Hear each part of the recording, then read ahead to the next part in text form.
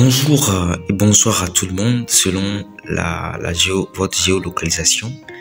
D'abord, permettez-moi de vous souhaiter la bienvenue à tous, la communauté de la Success Club Academy.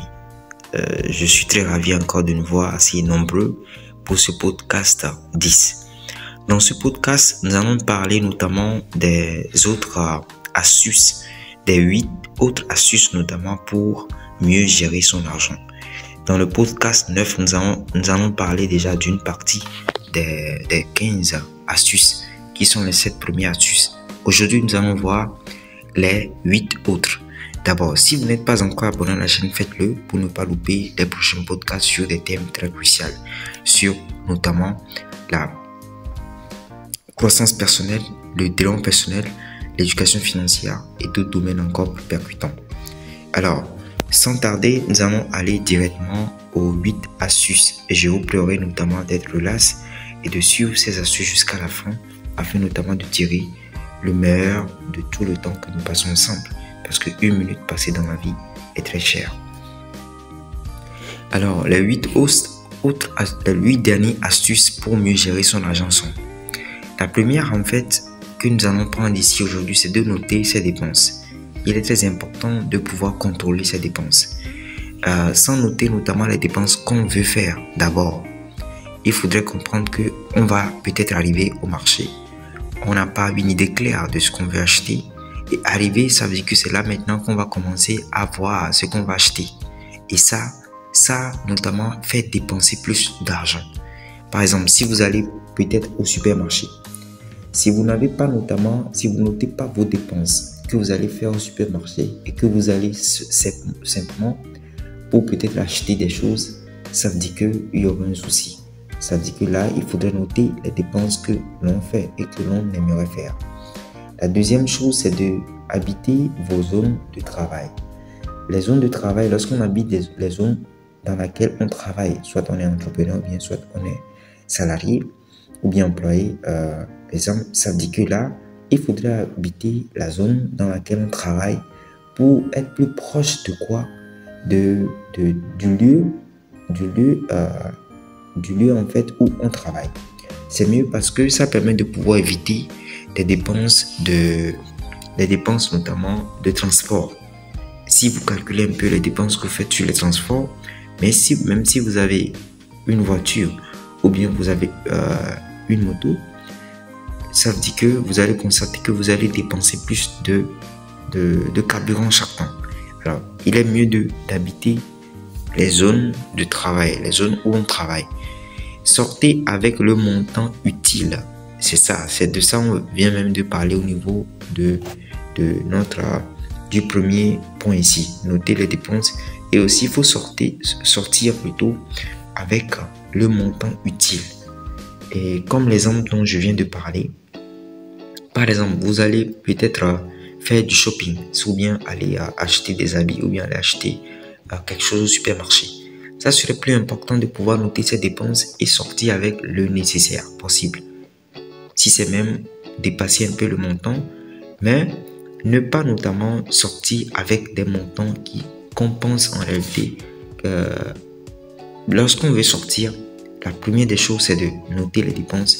Et la seconde des choses, c'est de pouvoir sortir avec le montant utile pour ne pas faire des dépenses inutiles après. Très important. Alors, la quatrième des choses, c'est de faire des achats. Faites vos achats en gros. C'est-à-dire les achats qu'on aimerait faire au lieu d'acheter les choses en détail. Parce que lorsque vous achetez en détail, les prix au détail sont plus chers. Alors que les prix plutôt en gros sont moins chers. C'est ça, il faut plutôt opter pour notamment l'option achat en gros. La cinquième des choses, c'est de faire ses achats du mois.